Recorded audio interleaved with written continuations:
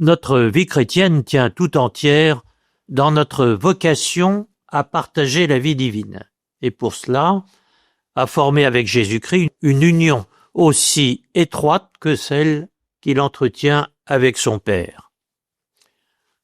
Eh bien, c'est à la lumière de cette vocation que nous sommes en train de réfléchir à l'Eucharistie, à la communion eucharistique plus précisément. Nous sommes en train de chercher à mieux comprendre ce qui se passe à la messe tout simplement, et notamment quand nous recevons le Christ en son corps au moment de la célébration de l'Eucharistie.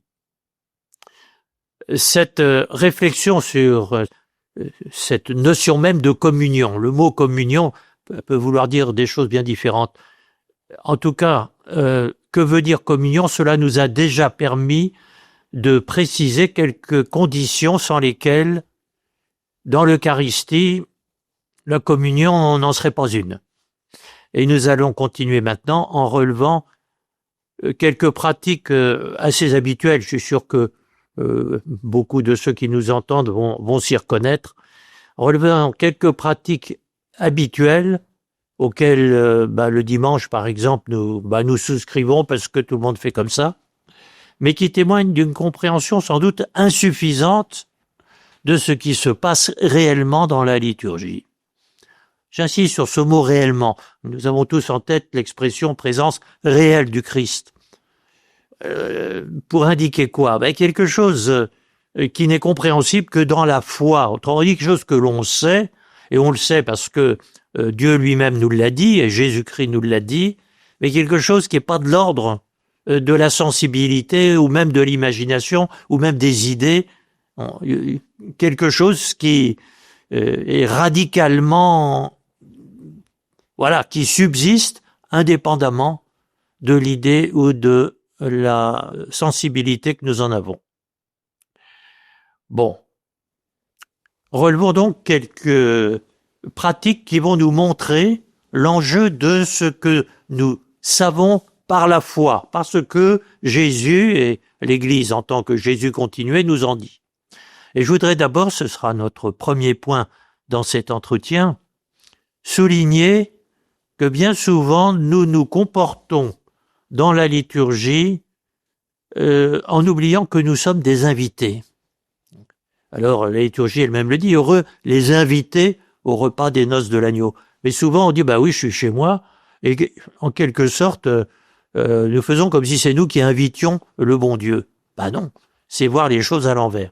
Nous n'avons en ce sens aucun droit à la communion eucharistique et même à la participation à ce que Jésus fait depuis le jeudi saint.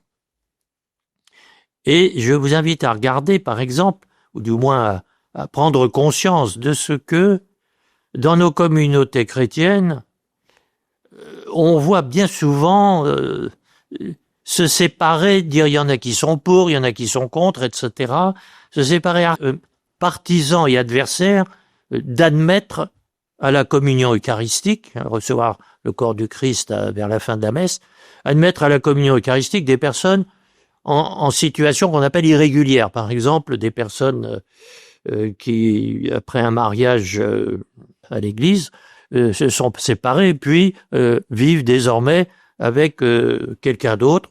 Voilà, une situation conjugale que l'on qualifie d'irrégulière. Le mot est un peu fâcheux parce que certains le reçoivent comme un peu insultant. C'est pas exactement cela qu'il faut que nous considérions, mais bien poser la question,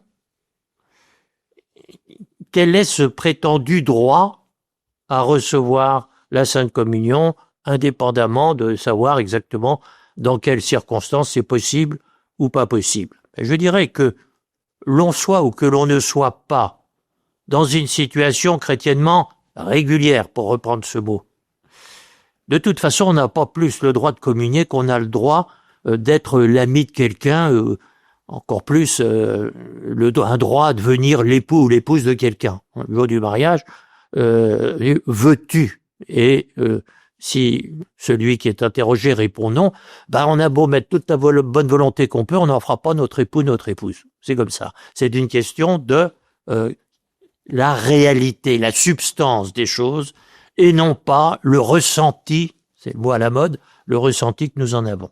Bon. Et c'est comme ça que si le désir du Christ, n'oublions jamais notre point de départ, le jeudi saint, Jésus dit à ceux qui l'invitent à ce qu'il vienne à la messe, j'ai désiré manger cette Pâque avec vous. Donc, si le désir du Christ est de vivre avec son disciple une union, pour aller un peu vite, je vais dire de type sponsal, un peu comme un mariage. Bon, en tout cas une union qui va jusqu'au partage des corps. Ben, c'est le cas du mariage, mais c'est aussi le cas de l'Eucharistie. Lorsque le prêtre vous présente l'hostie, il dit pas une idée du Christ, il dit pas l'âme du Christ.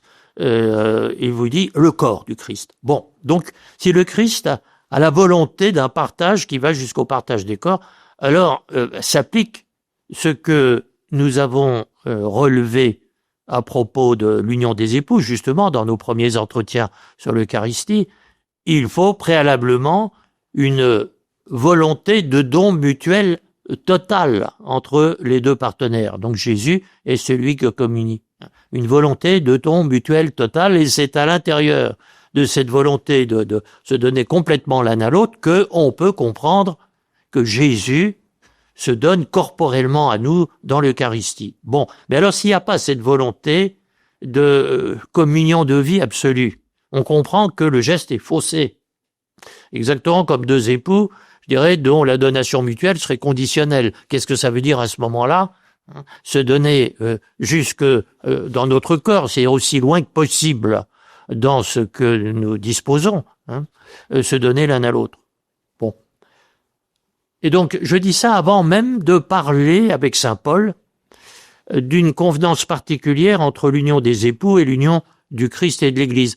Vous savez que c'est souvent un texte qu'on lit à l'occasion de la célébration du mariage, où on dit que le mariage entre deux chrétiens non seulement suppose cette donation mutuelle complète, mais devient signe de la donation mutuelle complète du Christ et de l'Église. Donc il y a une parenté très importante à souligner entre le sacrement de mariage et le sacrement de l'Eucharistie. Mais enfin, c'est pas tout à fait notre sujet, parce que à la messe, tout le monde n'est pas marié.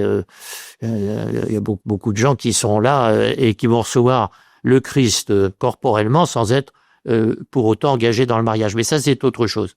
En tout cas, nous comprenons qu'il y a une exigence, on va dire, de sainteté, c'est-à-dire de communion de volonté. C'est ça, qui est la sainteté de du point de vue de l'homme, c'est vouloir ce que Dieu veut. Il y a une exigence de sainteté qui exclut de la table eucharistique celui qui vit hors de la volonté du Christ telle qu'elle est exprimée dans l'Évangile. Et on pense bien sûr, parce que c'est plus évident dans le cas des situations conjugales qui ne correspondent pas à la volonté de Dieu, mais n'oublions pas que c'est un cas parmi beaucoup d'autres. Et ça éclairerait peut-être aussi nos comportements eucharistiques que de dire, mais attendez, quiconque gravement, délibérément, vit autre chose que ce que Dieu lui demande, devient incapable de l'Eucharistie. Bon, alors souvent on passe ça sous silence, et puis c'est vrai que par exemple quelqu'un qui est auteur d'une grave injustice, ça n'a pas toujours l'évidence d'une situation conjugale où deux personnes qui ne sont pas mariées partagent néanmoins même domicile, etc. Là, tout le monde est au courant, je dirais. Bon, en tout cas, remarquez cela, que la communion eucharistique prend son sens dans cette volonté commune absolue de Dieu et de Jésus et de son disciple. Nous avons là de quoi orienter la façon déjà dont nous allons vivre le geste liturgique. Vers la fin de la messe, on s'avance à l'invitation du célébrant pour recevoir le Christ en son corps. On s'y présente, on vient en invité et non pas en ayant droit, parce que l'humanité entière, après tout, Jésus-Christ, je dirais, c'est déjà aborder l'Eucharistie d'une façon un peu magique, comme si le corps du Christ avait en lui-même je ne sais quel pouvoir, si bien que seraient privés d'un bénéfice, oui, de l'ordre de la magie, ceux qui ne le recevraient pas. Mais non, nous allons jusqu'au bout, dans la réception liturgique de Jésus en son corps, nous allons jusqu'au bout d'une intention de vivre inconditionnellement tout ce que le Christ veut vivre en nous. Et faute de cette intention, si par ailleurs on veut sérieusement, gravement, autre chose que ce que le Christ veut pour son disciple, la consommation du corps du Christ sera privée de sa signification profonde et réduira le geste même liturgique de communier, je dirais, à ce que seraient deux personnes qui, sans être mariées, disent oui, mais ça n'empêche pas que on se donne corporellement l'un à l'autre parce que par ailleurs c'est sympathique, c'est des tas d'avantages peut-être qu'on y trouverait, mais reste que ça défigure quand même le geste en lui-même. Bon. Alors je dis ça parce qu'il nous faut sans doute bien souvent inverser la perception que nous avons non seulement de l'Eucharistie, mais de tous les sacrements. On les envisage souvent par rapport à nous. Et c'est vrai que même les théologiens vous disent le sacrement est fait pour les hommes. Oui, d'accord, c'est sûr.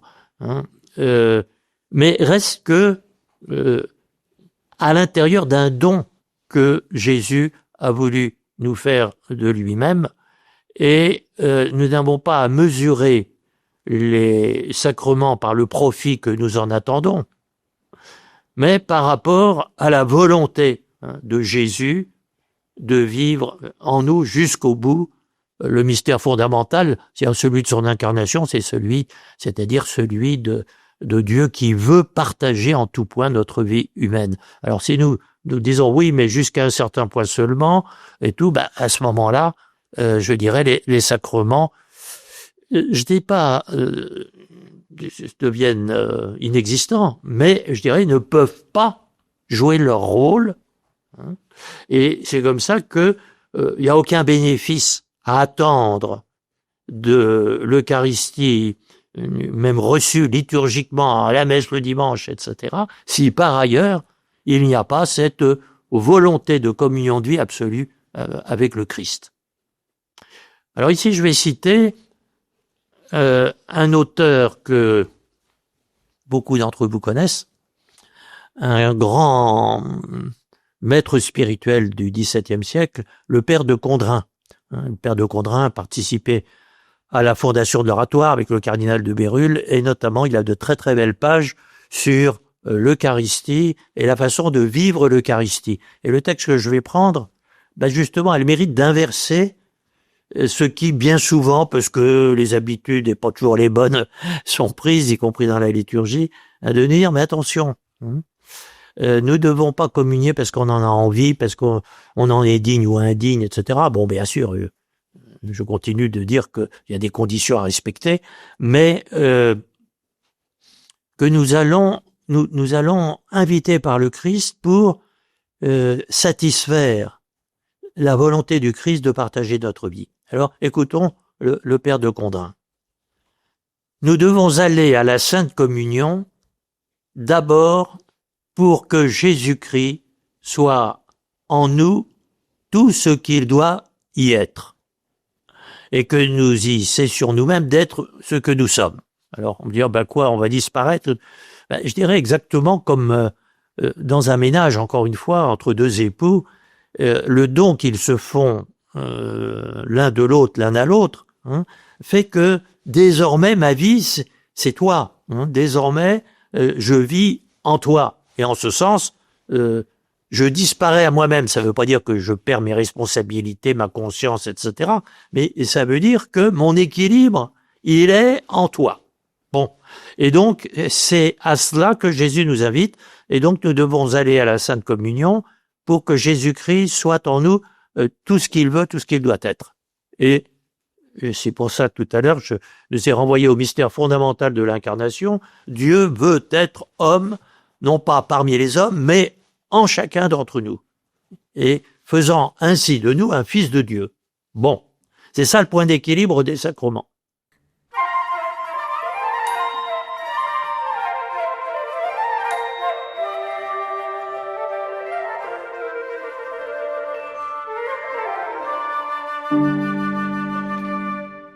Et le père de Condrin continue.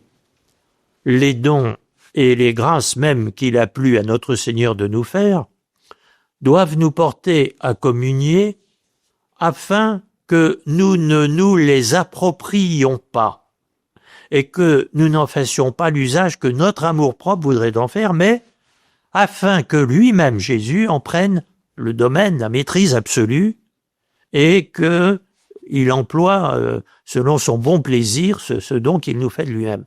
Cette volonté du Christ de recevoir notre humanité.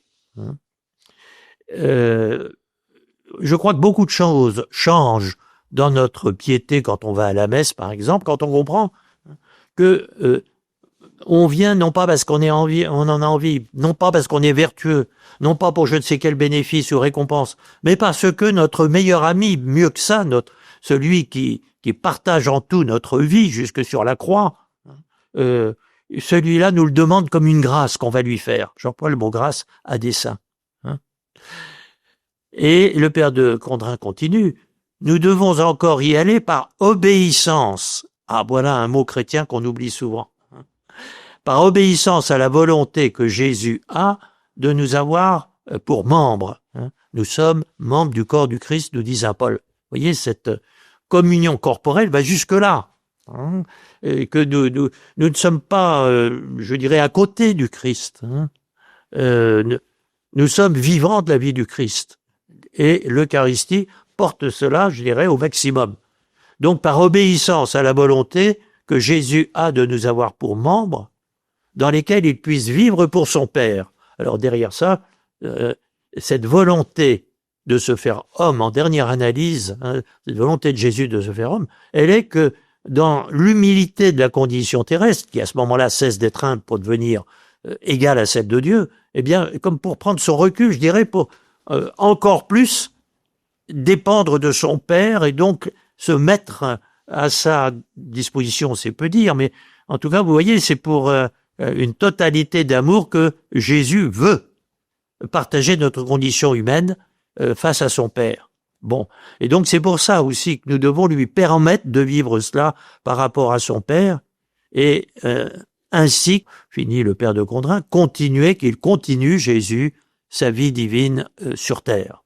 Bon, car la communion, nous dit-il, ne nous donne pas seulement Jésus-Christ, mais elle nous donne à Jésus-Christ, puisqu'il dit de lui-même que celui qui le reçoit demeure en lui. Alors, ce sont des choses qui sont, au fond, toutes simples. Un enfant les comprend très bien. Mais c'est pour nous tous, je dirais, déjà une première invitation à pratiquer l'Eucharistie, par exemple la messe le dimanche, pratiquer l'Eucharistie en invité, et en invité conscient de l'être, et ça va se retrouver jusque dans la façon même dont nous allons vivre la liturgie. Par exemple, il y a une façon de communier, quand le fidèle, à l'invitation du célébrant, s'approche, une façon de communier qui dit « je reçois », et puis une façon de communier, par négligence, je dis pas du tout par malice, mais qui fait qu'au contraire, on fait comme si on venait prendre. Et encore une fois, ça risque d'exprimer qu'on est là en consommateur et qu'on n'est pas exactement là dans un acte de don de soi-même à Jésus qui nous le demande. Eh bien, c'est ce que nous verrons dans un prochain entretien. Mon père, vous avez cité Condrin qui dit que Jésus se donne à nous dans l'Eucharistie, mais pour prendre domaine et maîtrise de nous. Mais alors, s'il se donne à nous, un don c'est gratuit, il n'y a pas de contrepartie. Et là, il y a l'air d'avoir une contrepartie, c'est de prendre possession de nous en quelque sorte. Alors, dans ce cas, ce n'est plus un don, c'est un appât, c'est un piège. Je dirais que votre question va très très très loin, parce qu'elle est la loi même de toute expression de l'amour. Je pense ici à Saint Bernard qui nous dit nous n'aimerons jamais que de l'amour dont Dieu nous aime. Et ce que Dieu veut, c'est que nous l'aimions. Oh ben, il est prétentieux, ben pourquoi il nous force à l'aimer, etc. Et Saint Bernard ajoute, parce qu'il sait que c'est comme ça que nous serons heureux, que nous partagerons son bonheur. Il y a ce double mouvement dans l'amour, il y a réciprocité dans l'amour. Et Dieu, Père, nous donne de l'aimer, mais filialement. Et c'est pour ça qu'il est aussi vrai de dire que lui en meurt d'envie. Sur la croix, il meurt d'envie de ne faire qu'un avec nous qui étions morts. Bon. Et c'est pour ça qu'il en meurt d'envie et qu'en même temps, tant que nous ne l'acceptons pas, il ne nous forcera pas. Oui, vous avez raison, Dieu ne peut pas vivre sans nous et il est mort sur la croix parce que nous étions morts. Mais en même temps, il ne cesse pas d'être Dieu, de nous donner de quoi l'aimer, mais nous avons la même liberté que lui. Les deux sont vrais en même temps. Et c'est pour ça aussi que, je dirais, dans tous les sacrements, vous retrouvez ça. Et que le point, j'allais dire, efficace en termes de rendre heureux, l'amour est efficace quand il rend heureux, c'est là qu'il est véritable, c'est là qu'il est amour, suppose cette double complaisance de l'un pour l'autre. Vous pourrez prendre les 7 sacrements pour retrouver ça. Et le moment important du sacrement, c'est donc pas dans les gestes que ça va vous conduire à faire, mais dans cette volonté qui va mettre en route ce qui va finir par des gestes bien concrets. C'est comme ça, on l'a déjà dit à propos du baptême, le moment où vous recevez la vie divine n'est pas exactement celui où monsieur le curé verse l'eau sur le front du baptisé, mais celui auquel vous vous présentez, peut-être par procuration de votre parrain et marraine, mais où vous vous présentez à l'église et alors l'église va pouvoir authentiquement célébrer ce geste. Remarquez comme saint Paul, par exemple, parlant du baptême, dit « Dans le baptême, vous êtes ensevelis avec le Christ, le geste qui fait que nos baptistères, souvent, ont même la forme d'une tombe, carrément. Vous êtes ensevelis avec le Christ parce que par la foi, c'est-à-dire la confiance que vous avez en Dieu, avec tout ce que ça implique d'intention de faire ce qu'il veut, bon, parce que par la foi, vous êtes ressuscités. Autrement dit, le moment de la résurrection, il est purement spirituel. C'est ce qu'on va voir dans la suite de nos entretiens sur l'Eucharistie en parlant de communion spirituelle. Pas une communion mentale, non. C'est la formation de cette intention de tout partager avec le Christ qui, dès lors, va permettre que dans toute sa signification, le geste liturgique soit posé. Mais s'il n'y a pas cette volonté qui, elle, est invisible, spirituelle, ça ne veut pas dire irréelle, mais ça veut dire que c'est dans ce moment où vous voulez vous donner au Christ qui, lui, veut se donner à vous, c'est là que la grâce de Dieu, j'allais dire, entre en vous. C'est très important, parce que vous devinez que ça veut dire... c'est pas exactement le nombre de fois qu'on communie, c'est pas exactement la solennité de la messe, etc., qui donne valeur à la communion eucharistique. Il y a des tas de gens qui sont privés de la liturgie de l'eucharistique parce que le prêtre est pas là, parce que, etc., mais qui n'en sont pas moins vivants de ce que l'Eucharistie et sa liturgie, quand c'est possible, expriment. Donc en fait, Jésus prendra possession de nous que si on le veut bien, en fait. Absolument, parfaitement. Et c'est pour ça aussi que tous les sacrements on l'oublie souvent, sont précédés, je dirais, d'une condition que même on retrouve dans la liturgie, et d'une invitation, par exemple au mariage, est-ce librement et sans contrainte. Par exemple, au baptême, que demandez-vous à l'Église de Dieu? Il faut qu'il y ait cette déclaration de foi pour que le sacrement puisse être authentiquement célébré. Tout à fait, vous avez raison. Mon père, comment se préparer pour recevoir avec respect et amour la Sainte Eucharistie? Eh bien, la façon dont vous posez la question me fait penser, attention, à une chose, ne créons pas trop de distance entre communier à la messe, hein, vous avez dit recevoir la Sainte Eucharistie, et puis notre vie la plus habituelle. Alors, attention, je suis pas en train de dire que vous avez dit quelque chose qu'il faut pas dire, mais on ne reçoit pas, on célèbre. La Sainte Eucharistie, Jésus vient partager charnellement notre vie. Et c'est déjà répondre à votre question. La seule façon de bien célébrer, jusque dans le partage corporel, notre vie commune avec le Christ, c'est de vivre en chrétien. Voilà. Et vivre en chrétien, il y a des jours où on est en forme, il y a des jours où on n'est pas en forme. Il y a des jours où on a beaucoup de temps, il y a des jours où on n'a pas beaucoup de temps. Je dirais là encore comme dans la vie d'un ménage. Hein. C'est pas des vacances toute l'année, c'est pas beaucoup de disponibilité toute l'année. Mais pour que ça soit de l'amour toute l'année, je dirais, il y a cette attention à vivre le plus possible ce que celui dont on partage la vie veut vivre.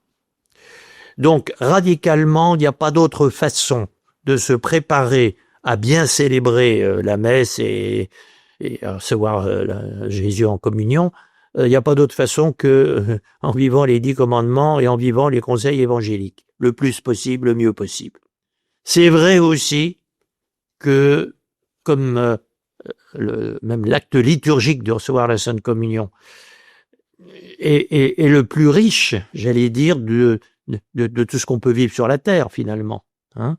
C'est pour ça aussi que ça mérite peut-être plus d'attention et donc plus même de préparation en termes de faut y penser avant, en termes de faut bien savoir ce qu'on fait, en termes aussi de tout ce qui fait le décorum de la liturgie. Hein.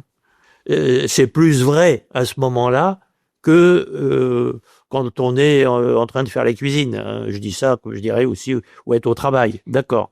Et là, il y a aussi une préparation spécifique. C'est peut-être celle à laquelle vous pensiez dans votre question.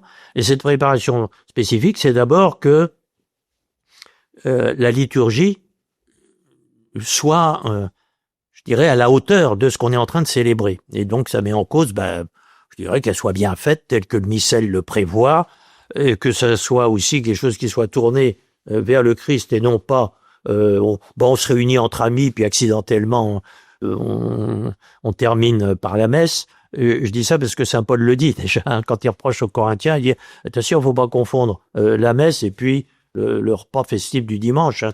Bon, et très concrètement, ça veut dire quoi? Que des choses auxquelles on pense même pas, mais seraient déjà, me semble-t-il, essentielles pour redonner là où on l'a peut-être un peu trop perdu, son importance à la célébration de l'Eucharistie. Arriver à l'heure, ça paraît bête, hein, mais on sait bien qu'on n'est pas du tout dans le même état d'esprit d'accueil, de dire c'est important, donc tant pis pour le reste, quand on arrive en courant ou quand on arrive de façon raisonnable, qu'on puisse s'installer, etc., oublier le bruit qu'il y a autour, bref, qui est du recueillement. Hein. De même, il y a je dirais, une invitation chrétienne fondamentale quand même à comprendre ce qu'on fait. C'est pas automatique de communier. Alors, attention, parce que j'ai déjà dit, et je le redis aussi, qu'il est important de ne pas mesurer notre participation à l'Eucharistie à l'intelligence que nous en avons. Parce que c'est quelque chose de massivement incompréhensible. Hein. Ceci est mon corps. Bon, donc je suis pas en train de dire que il faut faire un doctorat en théologie pour pouvoir communier. Mais je suis en train de dire que il faut, mais oui, prendre les moyens et les ressources psychologiques, esthétiques, que l'Église soit le mieux arrangée possible pour que ce geste soit vraiment plein de ce que Jésus veut que nous y mettions. Voilà. Alors, on ne peut pas dire plus, mais peut-être dans un entretien suivant, nous verrons aussi que cela implique même dans le geste comment s'y prendre quand le prêtre dit « heureux les invités », puis qu'on est invité à s'approcher pour communier.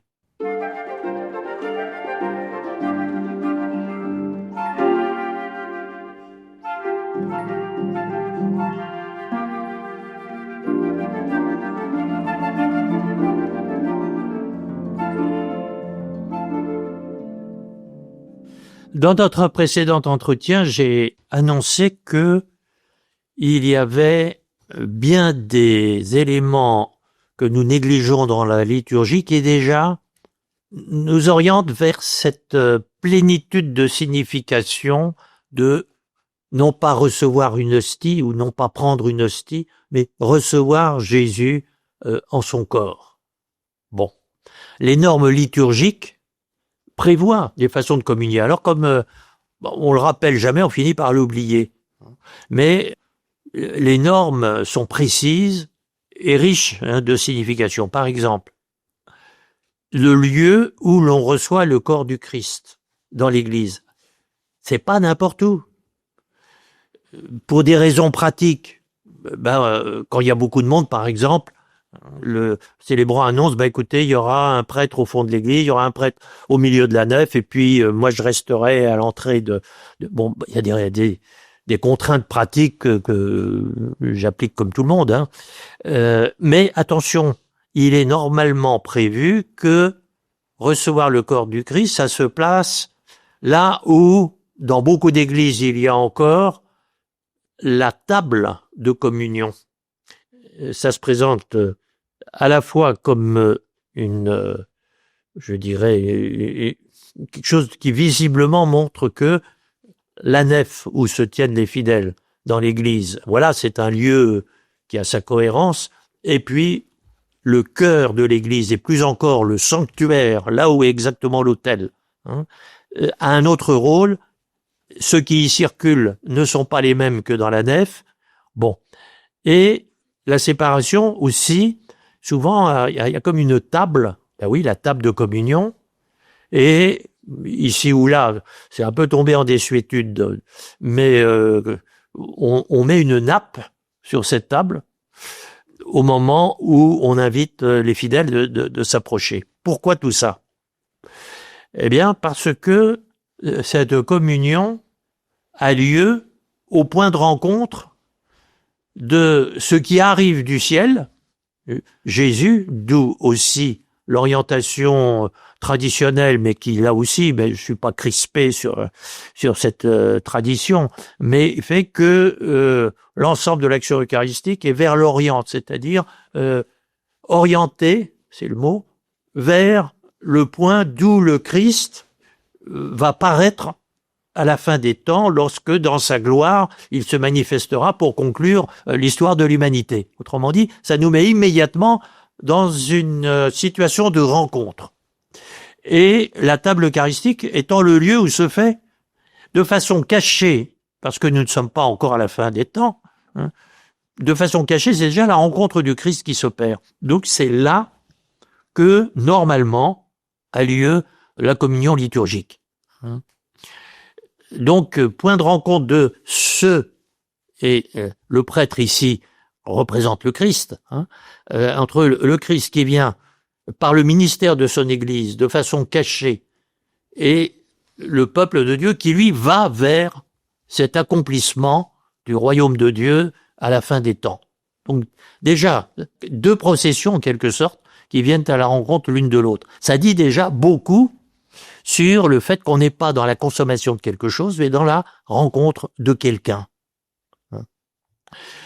Dans l'architecture des églises, normalement, habituellement, on voit ça, pour manifester, oui, que l'église du ciel vient à la rencontre de l'église de la terre, et c'est toujours le mouvement de l'incarnation qui préside à cela, puisque Dieu vient partager l'existence de l'homme et des hommes, et comme nous a dit le père de Condrin, car la communion ne nous donne pas seulement Jésus-Christ, voilà qui arrive, mais nous donne à Jésus-Christ. On va vers lui.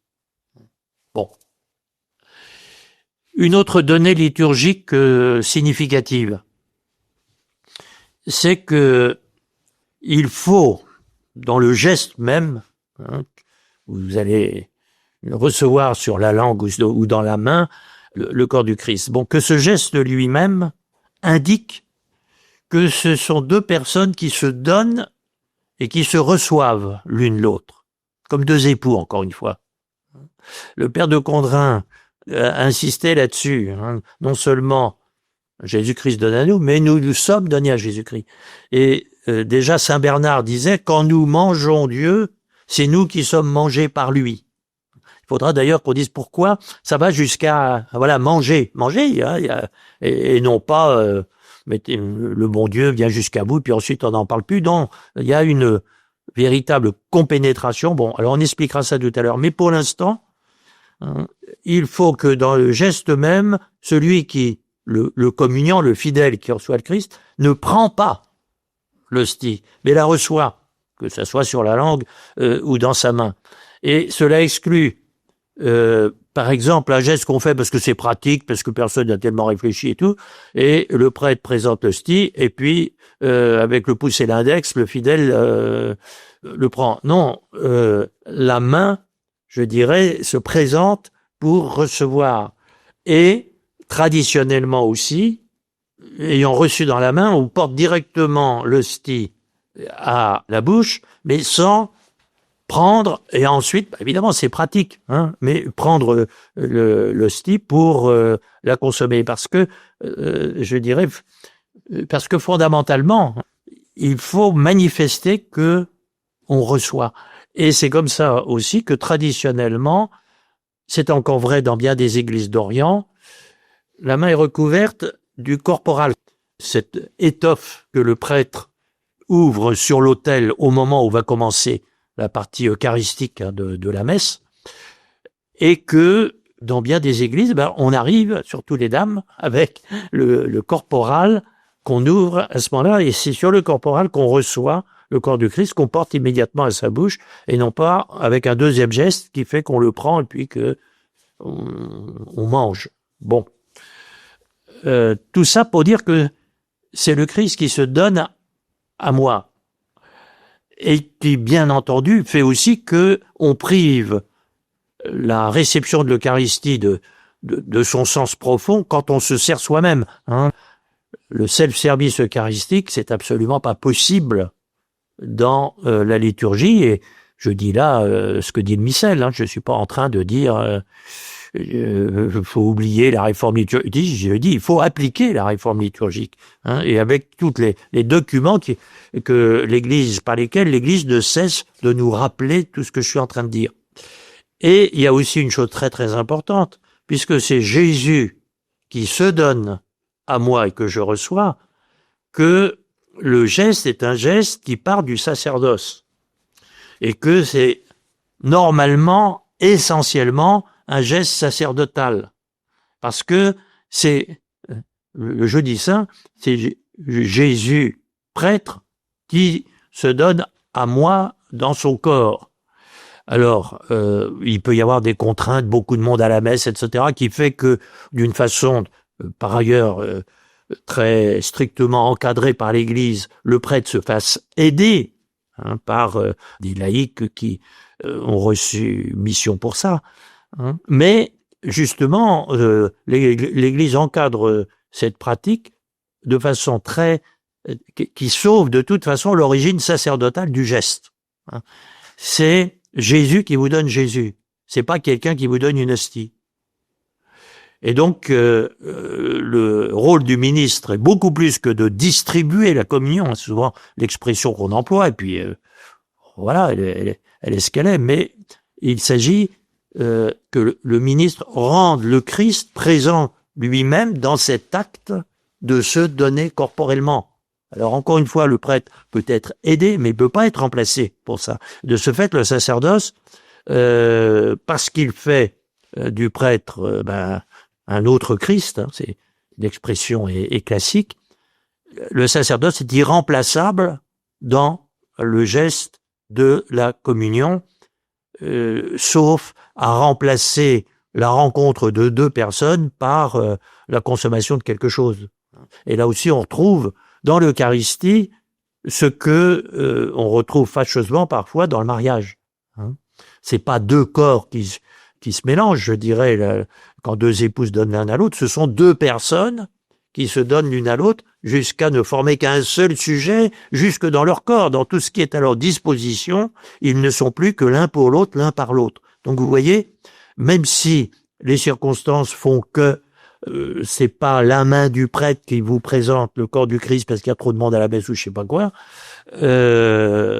l'origine du geste est sacerdotale et il faut pas se mettre dans des conditions qui font que cette origine sacerdotale disparaisse. Bon. Alors ces remarques nous permettent d'éviter bien des fausses questions liées à une sorte de, j'allais dire, de fétichisme. Là, je suis peut-être très méchant, hein, mais on matérialise facilement la présence du Christ parce qu'on prête un pouvoir magique au corps du Christ. Il n'y a pas de pouvoir magique, il a exactement le pouvoir pour ce qui est du sensible et le pouvoir d'un morceau de pain. Hein. Et je dirais, on s'en aperçoit non seulement dans la communion au cours de la messe, mais dans ces prolongements liturgiques, par exemple, dans l'adoration du Saint-Sacrement, etc.,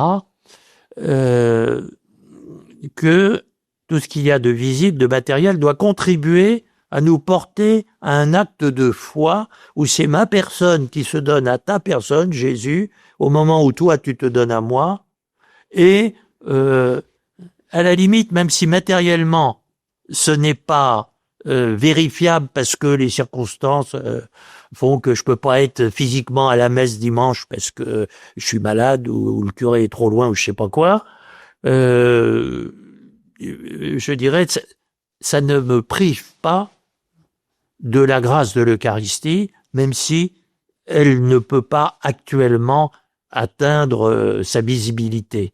Alors je pense ici, tenez, je vais prendre 2 exemples. Les malades privés de la messe. C'est souvent, hein. Bon. Donc le dimanche, il n'y a plus d'Eucharistie. Le dimanche, autant que possible, et c'est ce qu'on verra peut-être dans un autre entretien, quand on parlera de la communion spirituelle, autant que possible, je dirais, entrez dans ce que par ailleurs, vos frères qui sont pas malades célèbrent à l'église, à quelques kilomètres, et qui est cette volonté enracinée dans votre baptême de tout vivre en communion avec le Christ. Et pour autant, eh bien, méditez l'évangile du jour, parce que ça, vous pouvez le faire à la maison.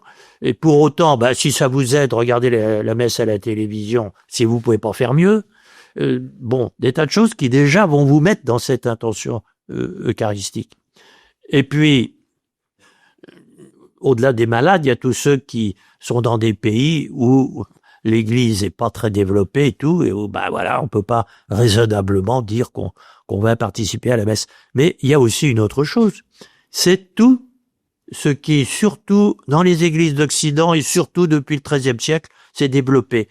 Les prolongements de la messe dans l'adoration du Saint-Sacrement, soit au tabernacle, soit exposé sur l'autel à certaines heures et où là, il va y avoir, et on va souligner la présence eucharistique de Jésus par des chants, par toute une liturgie, l'encensement, etc. Bon.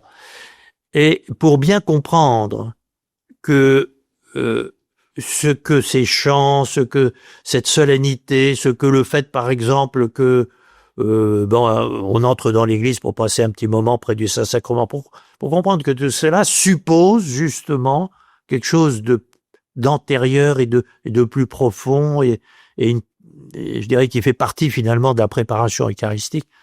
Pour bien comprendre ça, je raconte une petite anecdote.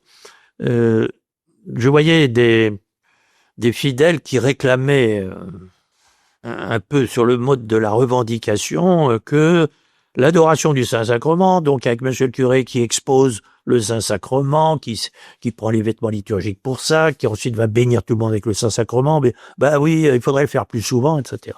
Bon. Et donc je craignais un petit peu que ça soit attribué à cette pratique-là, que je suis le premier avec l'Église à trouver très normal, que cette pratique est quelque chose de magique. Autrement dit, on est privé de quelque chose d'essentiel si on peut pas voir le Saint-Sacrement exposé, ou s'il est trop loin. Je dis, mais écoutez, avec tout ce que vous demandez là, est-ce qu'un aveugle, qui donc peut pas voir le Saint-Sacrement, est privé de la grâce que vous demandez avec l'exposition du Saint-Sacrement? Alors là, évidemment, oui, j'y avais pas pensé. Il est complètement évident que si le bon Dieu vous rend aveugle, il vous prive pas pour autant de l'adoration eucharistique. Non, simplement pour dire, la visibilité, elle est à l'intérieur d'une intention qui la dépasse complètement.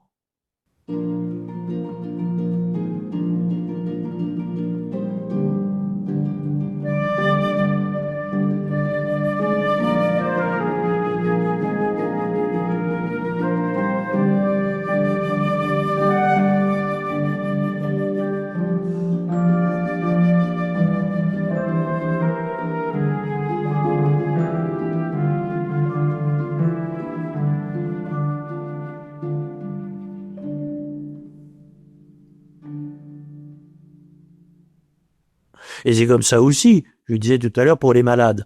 Mais souvent, je leur dis, mais attendez, vous n'êtes pas privé de la présence eucharistique, qu'il y ait 1 mètre ou qu'il y ait 1 kilomètre entre vous et le tabernacle, la relation, elle est intacte, exactement comme 2 époux séparés par 1 mètre ou séparés par 10 kilomètres, restent 2 époux qui s'aiment et qui vivent l'un et l'autre en fonction l'un de l'autre et l'un pour l'autre. Et c'est déjà ce que on appelle la communion spirituelle. Donc, vous voyez, c'est pas simplement vous pensez à Jésus, non, mais c'est vous voulez ce qu'il veut et ça vous conduit à l'Eucharistie. Et déjà, vous pouvez largement vivre ce que vous célébrez dans l'Eucharistie en vivant tout simplement votre baptême et dans cette intention que ça aille le plus loin possible, même si vous ne pouvez pas aujourd'hui le vivre dans la communion liturgique parce que malade, etc. Bon. Eh bien, cela suscite peut-être quelques questions pour finir de mettre en place, je dirais, une juste compréhension du geste liturgique de recevoir Jésus corporellement dans la Sainte Communion. Mon père, vous parlez de communion spirituelle, mais on parle aussi de communion de désir. Est-ce que c'est la même chose? Traditionnellement, oui, c'est assez bien la même chose. Et le fait que communion spirituelle, je dirais entre 2 personnes, la communion est spirituelle, hein, même si elle l'exprime ensuite matériellement, charnellement, bon. Donc, l'intérêt est que dans le mot désir, il y a aussi, je dirais, comme un élan des 2 personnes l'une vers l'autre. Donc, oui, mais il faut donner au mot désir tout son sens et ne pas le limiter à « j'ai envie de ». Parce qu'en effet, il y a des tas de jours où on n'a pas forcément envie d'aller à la messe. Est-ce que ça veut dire qu'il faut pas y aller? Ça veut dire que plus profondément, vous savez que si Jésus, par la bouche de l'Église, vous y invite, c'est que, je sais pas s'il a très envie, mais il le désire. Hein. J'ai désiré d'un grand désir manger cette Pâque avec vous. C'est ça qui fait parler de communion de désir. Et ce qui fait que nous devons aussi nous penser dans cet élan du Christ et dans le fait que, mais oui, si Jésus le demande, même s'il pleut, même si l'Église n'est pas chauffée, même si mon curé n'a pas la tête que je voudrais, etc., eh bien, plus profondément, je suis dans ce qui va s'achever dans l'acte, cette fois-ci bien visible, bien matériellement contrôlable, de recevoir une hostie, on va dire. Voilà, ce sera l'aboutissement de ce désir. Donc, profondément, oui, communion de désir, communion spirituelle, c'est dire la même chose, mais parce qu'il y a cet élan, et qui n'est pas simplement un élan psychologique de ferveur, oui, méfions-nous, parce que notamment quand on prépare un petit enfant à la Sainte Communion, certains croient bien faire en lui disant « tu vas voir, c'est merveilleux, etc. » Ben non, ce jour-là, peut-être qu'il a la migraine, peut-être qu'il y pense pas trop, peut-être que c'est pour faire plaisir à la grand-mère. Est-ce que ça veut dire qu'il n'y a pas profondément ce désir du Christ? Je pense que si. Et donc, faut pas mettre ça sur un plan de l'impression que ça fait.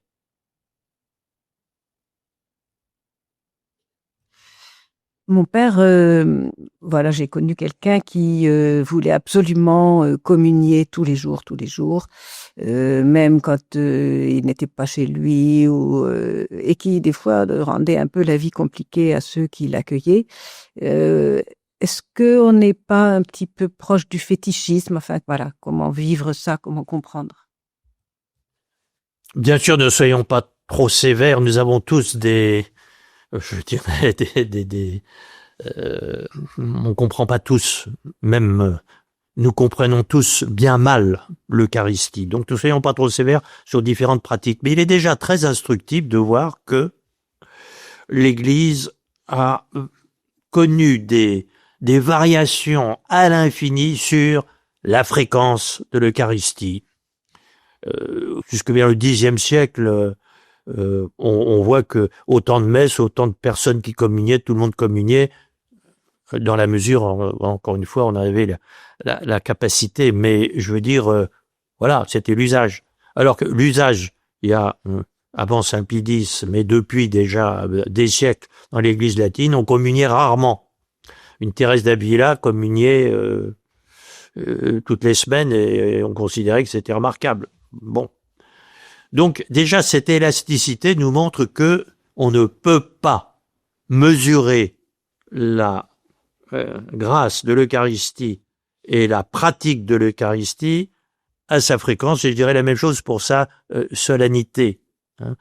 Dans la dernière réforme liturgique, après le Concile Vatican II, on s'aperçoit qu'il a fallu préciser, ça veut dire quand même que on avait dérivé de façon inquiétante, loin de ce que devrait être la messe, pour rappeler que normalement, c'est là où on célèbre la messe et pendant la messe qu'on reçoit la communion. Pourquoi? Parce que, petit garçon, j'ai encore vu dans certaines cathédrales, s'il y en a qui veulent communier, c'est après la messe et puis là-bas, dans la chapelle, à l'autre bout de la cathédrale. Bon, ce qui montre à quel point on avait fini par... alors vous avez employé le mot fétichisme. J'espère qu'il ne s'agit pas de ça, mais il dit bien en effet que le risque de dire c'est l'hostie qui compte, mais non, c'est Jésus qui compte. Alors bien sûr, s'il n'y a pas d'hostie, il n'y a pas la présence eucharistique, mais de quelqu'un, et c'est ce quelqu'un qui compte. Bon, alors pour la fréquence, voilà, vous dites, et des gens qui veulent à tout prix communier tous les jours. C'est peut-être oublier qu'il faut communier quand Jésus nous le demande. Et Jésus nous le demande quand l'Église nous le demande.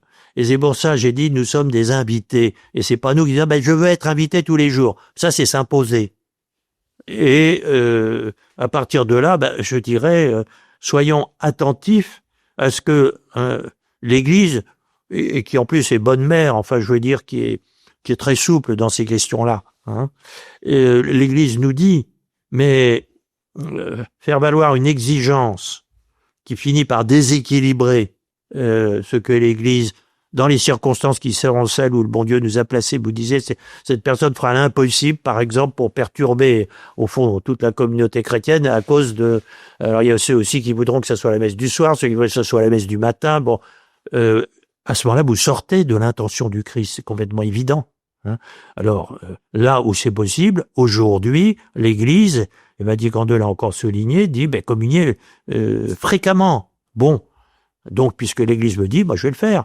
Mais que ça soit parce que Jésus, donc parce que, si l'Église le dit, c'est parce que Jésus le dit, et que ça soit, dans ce domaine comme dans les autres, ma règle fondamentale de vie chrétienne.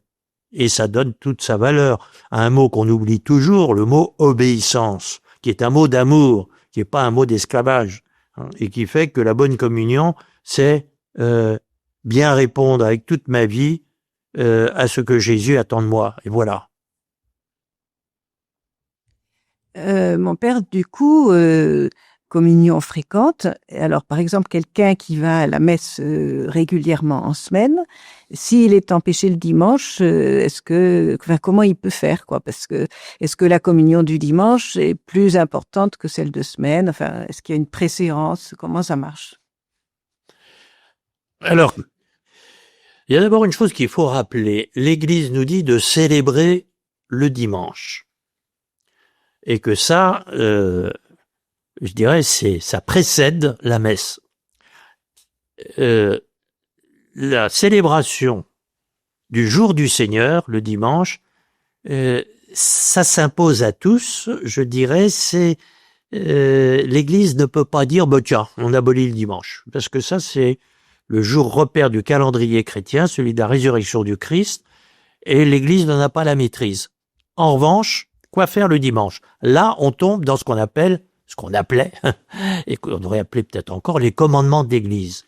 Et le commandement de l'Église, c'est que, sauf raison proportionnée, ça veut dire proportion, eh bien la façon de célébrer le dimanche, pour un chrétien, un catholique, c'est la messe.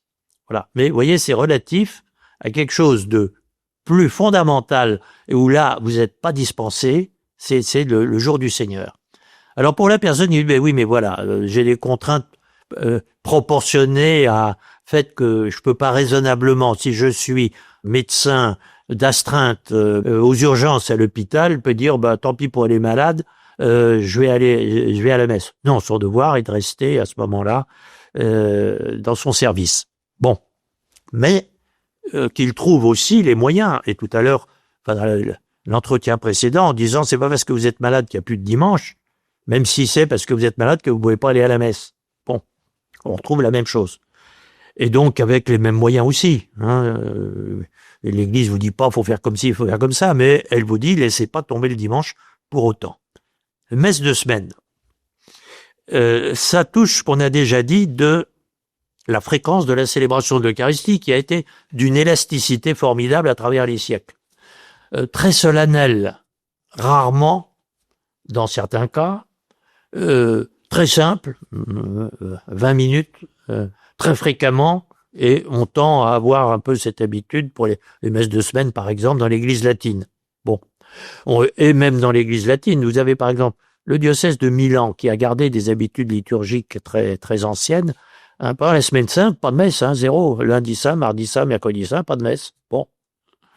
J'ai le souvenir d'ailleurs d'un prêtre de Milan qui m'a dit mais est-ce que je dois m'en faire une question de conscience, etc. Je lui ai dit adhérez à l'Église qui vous dit pas vous avez une semaine sans Eucharistie, mais vous avez une semaine sans célébration de l'Eucharistie. Et dans toute l'Église, le samedi saint, bah voilà, il y a pas, on dit pas la messe. Ah, mais j'aurais tellement envie. Ben, c'est possible, mais n'empêche que l'Église vous dit non. Bon. Ce qui déjà nous dit à quel point c'est une démarche spirituelle, invisible, qui ensuite va aboutir à des célébrations visibles. Mais que ce qui dépend de nous, c'est de vivre totalement ce que l'Église, d'avoir l'intention du Christ, je dirais, avant de savoir où ça nous conduira. Alors si vous me dites, est-ce qu'il vaut mieux aller en messe en semaine une fois, deux fois, trois fois que simplement le dimanche, je dirais, c'est là où chacun doit avoir une aisance à l'intérieur de l'Église grâce à la connaissance de l'exemple des saints, par exemple. Et on voit que, disent, toutes choses étant égales, communier plus souvent que moins souvent, toutes choses étant égales. Que, je dirais, il y a une sorte d'instinct surnaturel qui est irremplaçable et que c'est pas dans les prescriptions réglementaires qu'on trouvera tout à fait la réponse. Alors, il y a des tas de questions qui sont voisines. Simplement une question que je ne fais que mentionner, qui est énorme.